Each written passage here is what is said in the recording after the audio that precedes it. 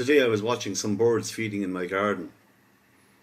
I went away for a while, and when I came back, I thought I was seeing things.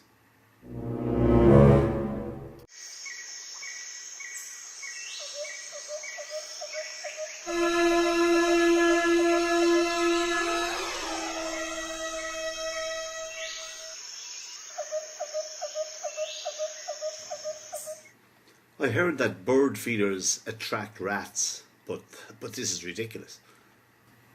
I thought they were supposed to feed on the ground off the bits that fall down, but this fella is actually up on the feeder.